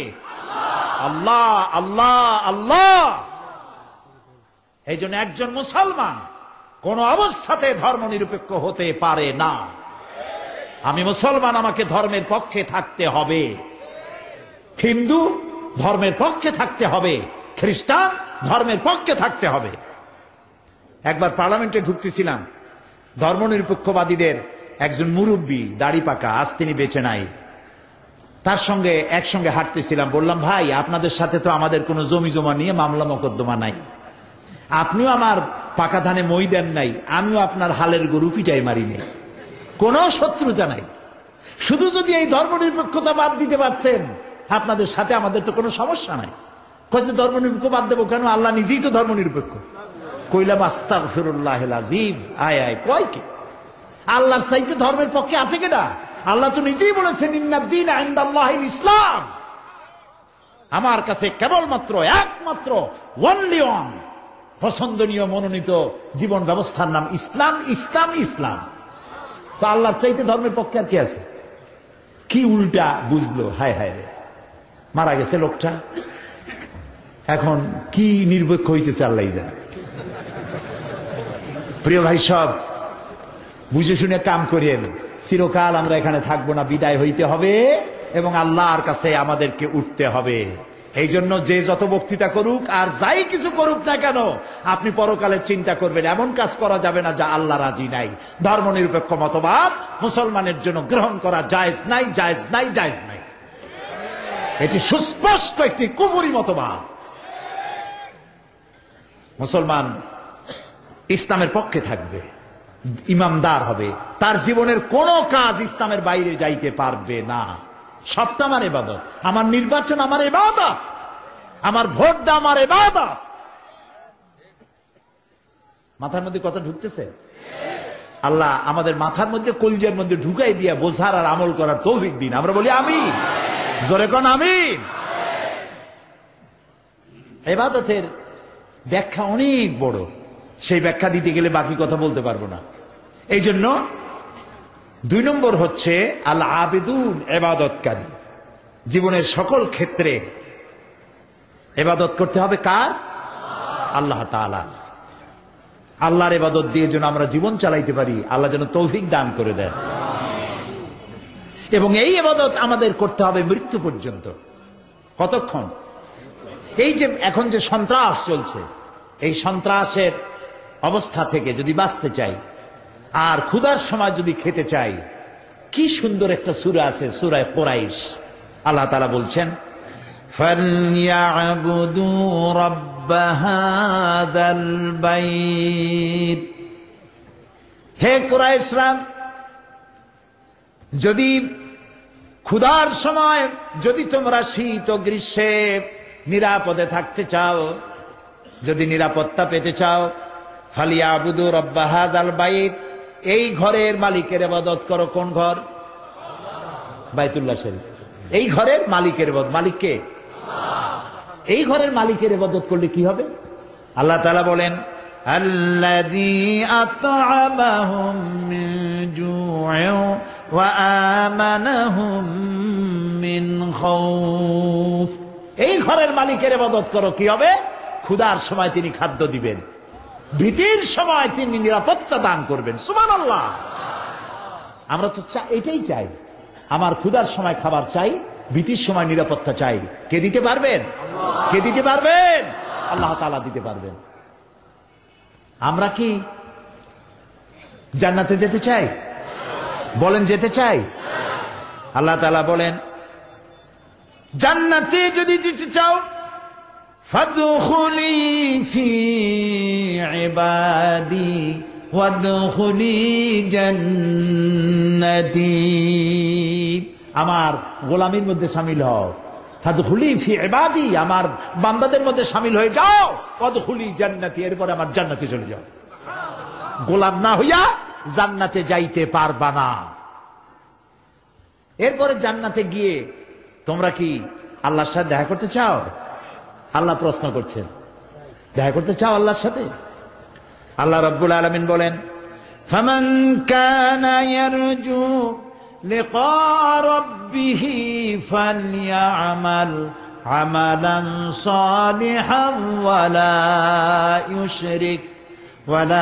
ইউশরিক বিইবাদাতি রাব্বিহি আহাদা।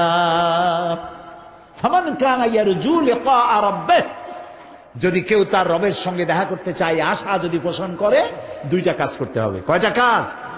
ফালইয়ামাল আমালান সালিহা, ভালো কাজ করো, আমলে সালেহ করো, নেক কাজ করো।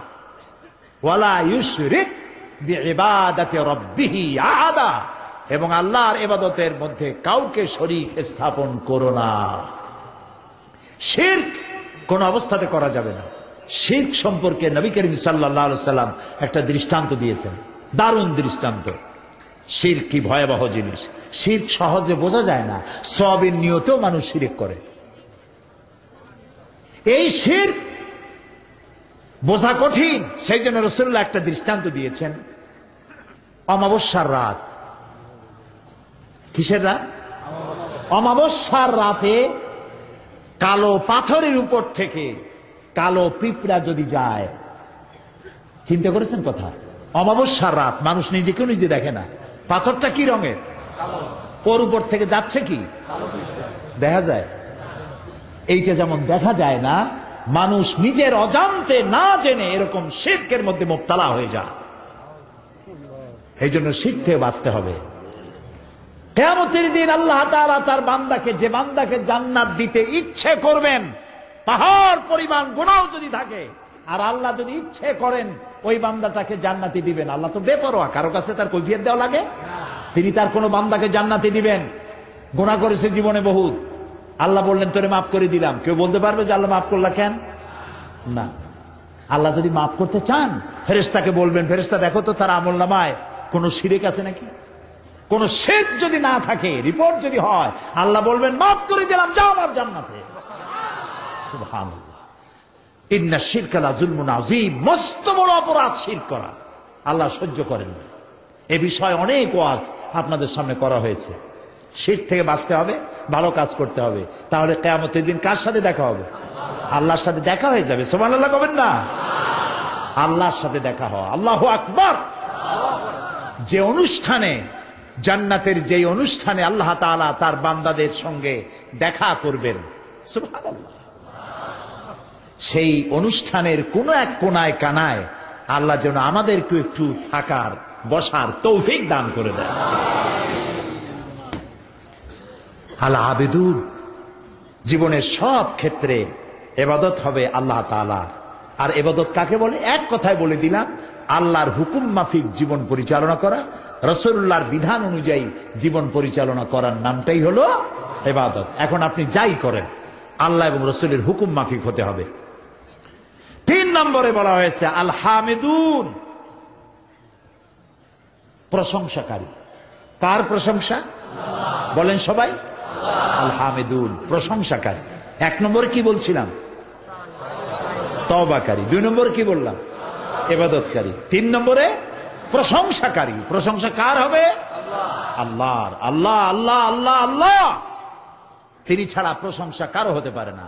আল্লাহ তাআলা কোরআনে শুরুই করেছেন নিজের প্রশংসা দিয়ে। সুবহানাল্লাহ। আলহামদুলিল্লাহি রাব্বিল আলামিন। পড়েন সবাই, আলহামদুলিল্লাহি রাব্বিল আলামিন। সমস্ত প্রশংসা, যাবতীয় প্রশংসা আল্লাহর জন্য। তার প্রশংসা করব না তো কার প্রশংসা করব? কোন হুজুর ফু দিয়া গ্লাস ফাটাইলো? কোন হুজুরে বাংলাদেশে বসে মক্কা শরীফের কুত্তা খেদাইলো, পুকুরে আগুন জ্বালাই দিল? ওগুলো আমার জানার দরকার নেই। এই প্রশংসা করার কোনো দরকার নাই। প্রশংসা করব আল্লাহ এবং তার রাসূলের। সুবহানাল্লাহ। এটাই মুমিনের কাজ।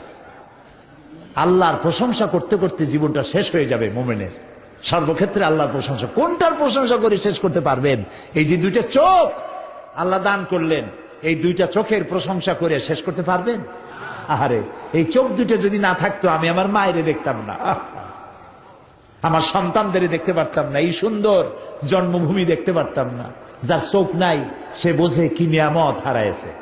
আল্লাহরে কই, আয় আল্লাহ তাআলা, তুমি আমাদের শরীরে যত নিয়ামত দিয়েছো, মৃত্যুর আগে এর একটাও তুমি ছিনাই নিও না। মৃত্যু পর্যন্ত সমস্ত নিয়ামত আমাদের সাথে রাখো। একটা চোখের শুকর আদায় করতে পারবো না, 2টা কানের শুকরিয়া আদায় করতে পারবো না। এত সুন্দর জায়গায় কান দিলেন, চোখ দিলেন, নাক দিলেন, মুখ দিলেন, জিহ্বা দিলেন। একটা জিহ্বা। আপনার কয়টা? আমাদেরও একটা। এই একটা জিহ্বা টেস্ট মেশিন। দেখছেন কত রকমের টেস্ট একটা জিহ্বায়। পালং শাক, পুঁই শাক, লাল শাক, কলর শাক, মোটর শাক, এক একটা মজা আলাদা পান না একরকম? রসগোল্লার মজা একরকম, জিলিপির মজা আর এক রকম, ছানারটা আর এক রকম, চমচম আর এক রকম, পুঁটি মাছ একরকম, কই মাছ আর এক রকম, ইলশা মাছ আর এক রকম। ঠিক কিনা?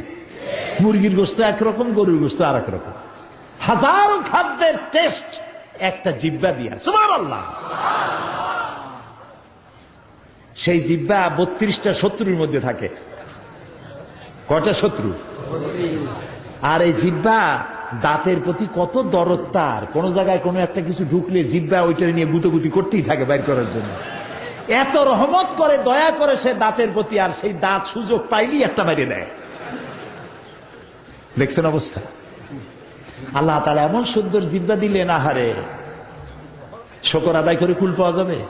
এই জিহ্বাটা আল্লাহ আবার ভিজা ভিজা রাখছেন। এটা যদি শুকনা, মাঝে মাঝে শুকনা হয়ে যায় না, কথা বলা যায়? যায় না, আল্লাহ ভিজাই রাখছে। সুবহানাল্লাহ।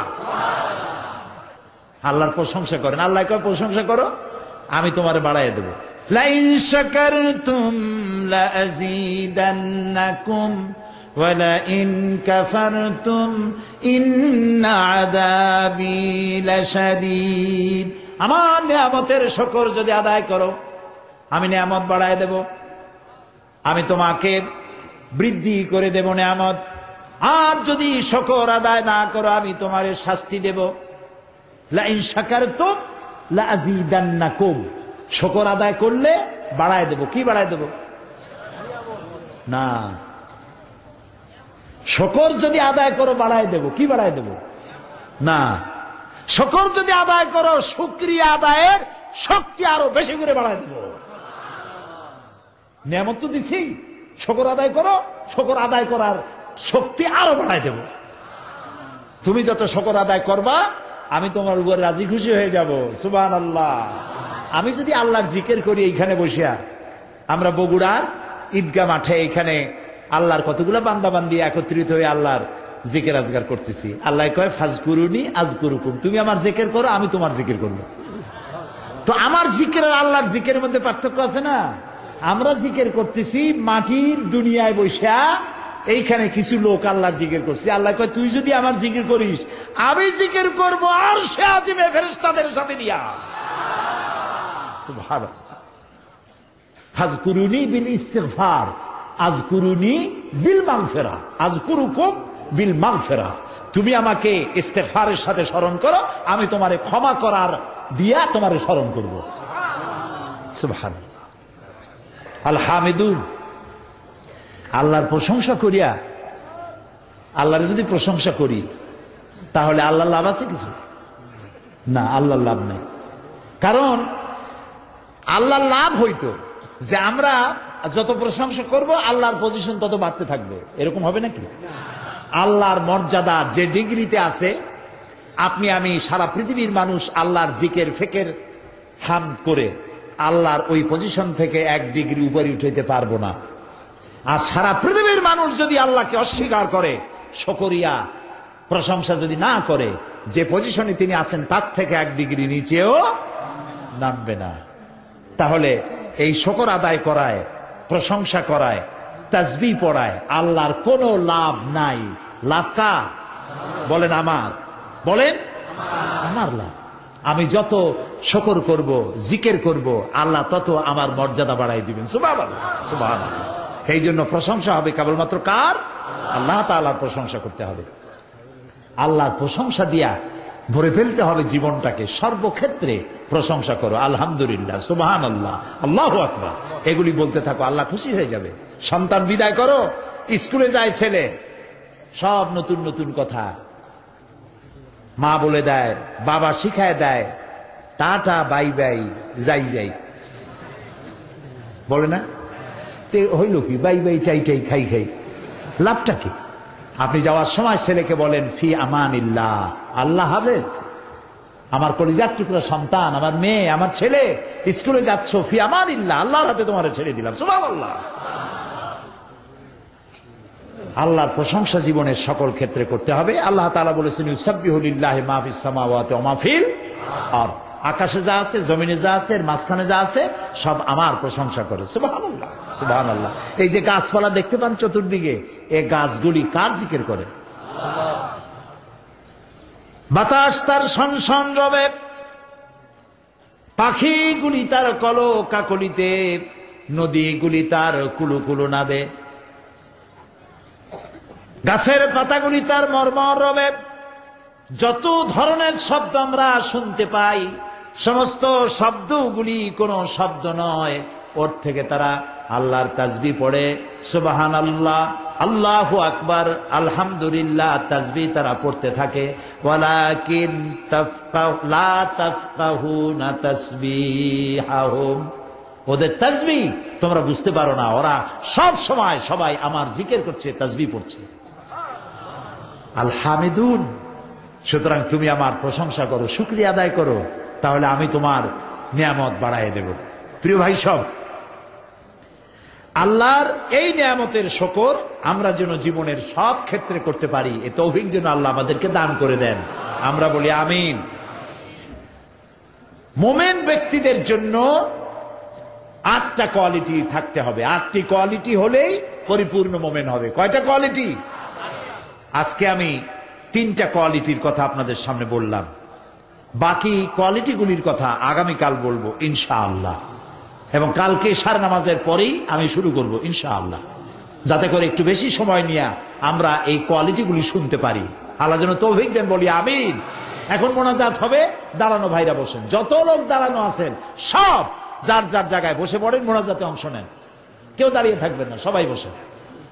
মাহফিলের মাঝখানে, মাহফিলের পাশে দাঁড়ানো ভাইদের বসতে বলছি, হাঁটতে বলি নাই। আর মোনাজাতের কথা শুনে যদি কেউ হাঁটে, তাকে চিন্তা করা দরকার আল্লাহর ফেরেশতাদের ক্যামেরায় আপনার ছবি কিভাবে উঠবে।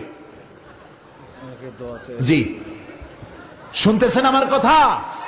মোনাজাতের কথা শুনে যদি উল্টা কেউ হাঁটে, আল্লাহর ফেরেশতাদের ক্যামেরায় তার ছবিটা উঠবে কিভাবে?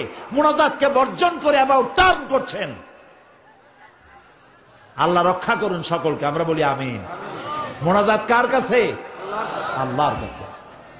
আমাদের দেশ আজ একটি মারাত্মক সংকট কাল অতিক্রম করছে, ঠিক কিনা?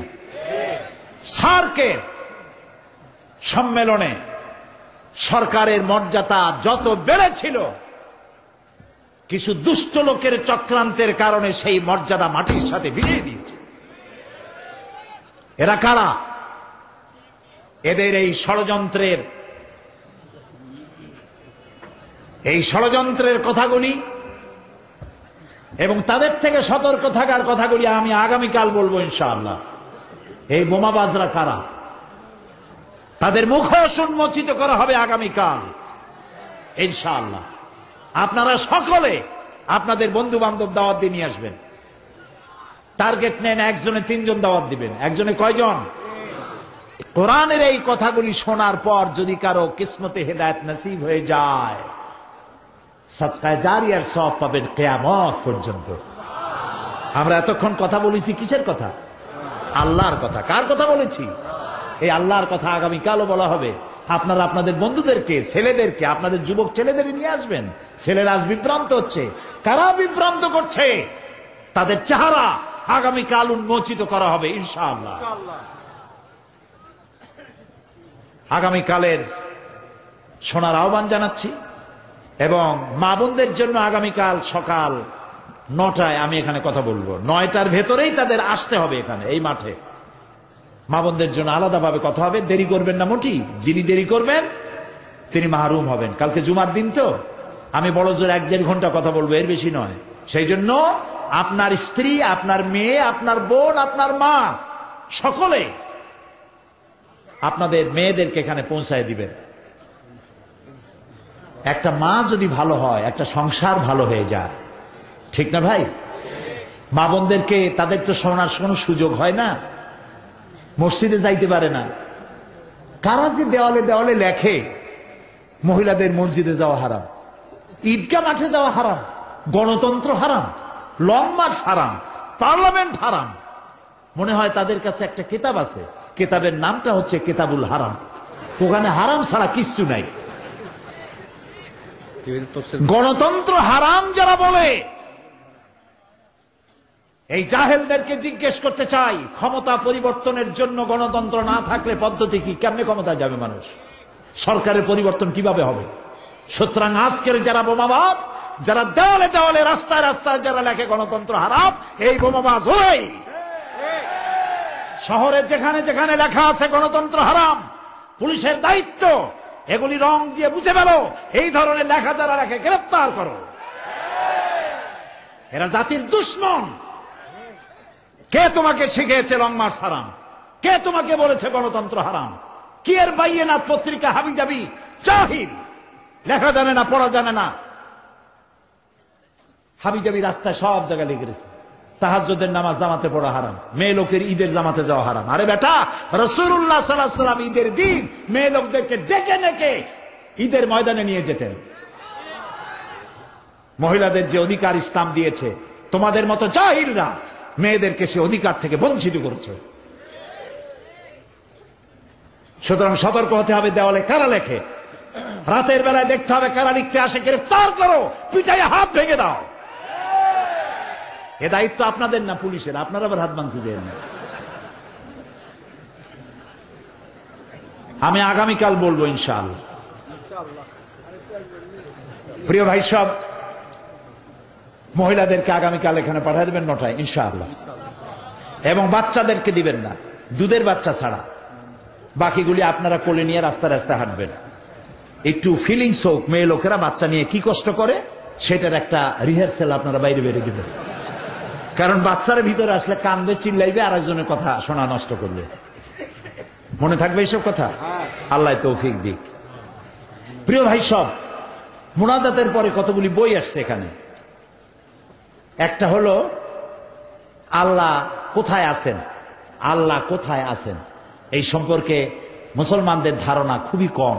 কোথায় আছেন তিনি? কেউ কয় সব জায়গায় আছে, বলেন এরকম, সদা সর্বত্র বিরাজিত আল্লাহ তাআলা। তো সব জায়গায় যদি আল্লাহ থাকে তাহলে কিছু খারাপ জায়গা আছে না? আমি নাম নিলাম না, খারাপ জায়গা আছে না কিছু? সব জায়গায় থাকলে তো সব জায়গায় থাকা লাগে।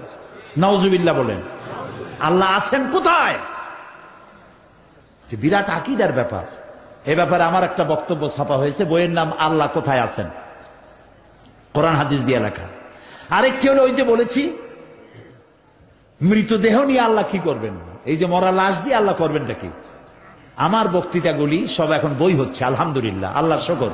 এগুলি সব ওই সে কিতে ছিল, টেপ রেকর্ডার।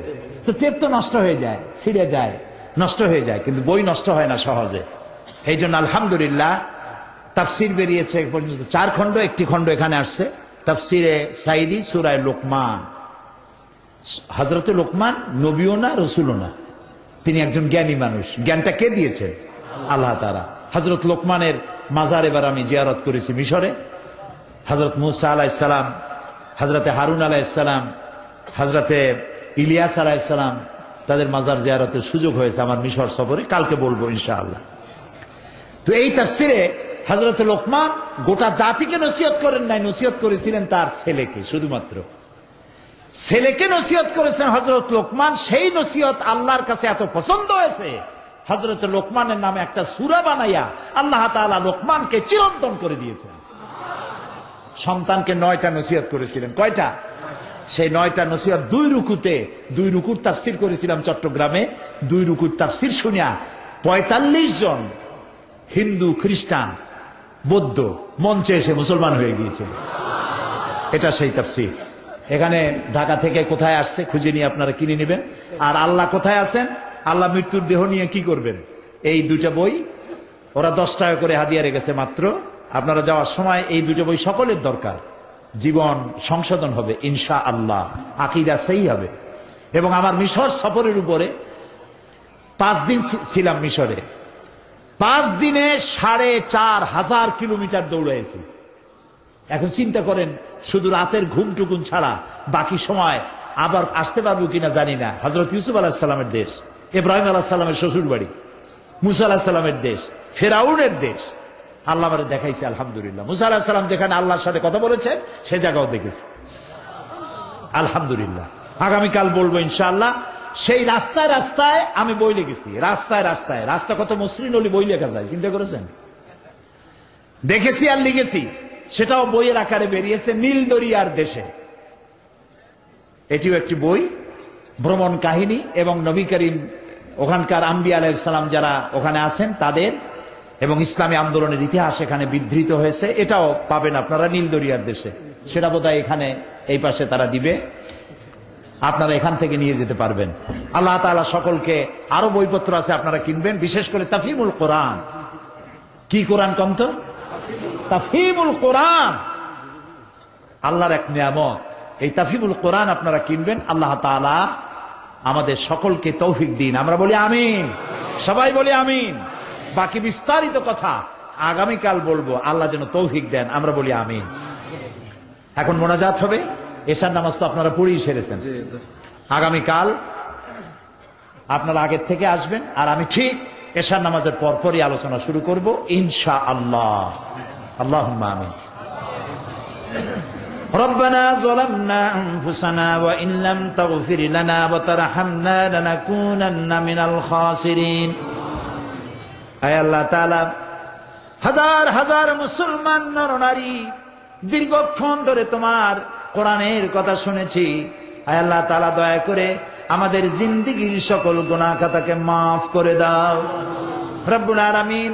আমাদের মধ্য থেকে যাদের মা বাপ দুনিয়া থেকে বিদায় হয়ে গেছে, আয় আল্লাহ তাআলা আমাদের মা বাপের কবরগুলি কি জান্নাতের টুকরায় পরিণত করে দাও। রব্বির হামহুমা কামা রব্বায়ানি সগীরা, সবাই পড়েন রব্বির হামহুমা কামা রব্বায়ানি সগীরা। হায় আল্লাহ তাআলা, তাম পৃথিবীতে মুসলমানের আজ বড়ই বিপদে আছে। আল্লাহ বিপদগ্রস্ত মুসলমানদের তুমি সাহায্যকারী হয়ে যাও। আল্লাহ তাআলা এই বিশাল মাহফিলের আয়োজন যারা করেছে তাদের উপর তোমার রহমত নাজিল করো। আল্লাহ তাআলা যারা শুনতে এসেছেন মা বোনেরা ভাইয়েরা, আল্লাহ সকলকে, আমাকে সহ সকলকে হেদায়েত নসিব করে দাও। আল্লাহ কোরআনের যেসব কথা আমি বলি, আল্লাহ তাআলা আমাকে নিজেকে সর্বপ্রথম সব কথাগুলি আমল করার তৌফিক দিও। যারা শোনেন তাদেরকে আমল করার তৌফিক দিও। আল্লাহ তাআলা আমাদের দেশটাকে যারা বদনাম করতে চায়, অস্থিতিশীল করতে চায়, বাংলাদেশকে সারা পৃথিবীতে অমর্যাদা করতে চায়, আল্লাহ তাআলা এই সন্ত্রাসীদেরকে তুমি হেদায়েত করো। আল্লাহ এই সন্ত্রাসীদেরকে হেদায়েত করো। এই সন্ত্রাসীদেরকে যারা মদত করে, যারা পরামর্শ দেয়, বুদ্ধি দেয় বোমা মারার জন্য, আল্লাহ তাআলা সকলকে হেদায়েত করো। হেদায়েত যদি ওদের কপালে না থাকে তাহলে এই সব নরপশুদের হাত থেকে বাংলার 56,000 বর্গমাইল এলাকা আল্লাহ তুমি মুক্ত করো, হেফাজত করো। আল্লাহ তাআলা আগামীকালে মাহফিলের সমাপ্তি ঘটবে। আগামীকালের মাহফিলও তোমার আপন কুদরতে পরিচালিত করে দিও। সমস্ত মুসলমান নারী ও পুরুষদেরকে সহি সালামতে এনে আবার সহি সালামতে সকলকে বাড়ি পৌঁছায় দিও। তাদের বাড়ি ঘর আল্লাহ তুমি আপন কুদরতে হেফাজত করো। ربنا تقبل منا إنك أنت السميع العليم وتب علينا إنك أنت التواب الرحيم سبحان ربك رب العزة عما يصفون وسلام على المرسلين والحمد لله رب العالمين واجعل آخر كلامنا عند الموت لا إله إلا الله محمد رسول الله السلام عليكم ورحمة الله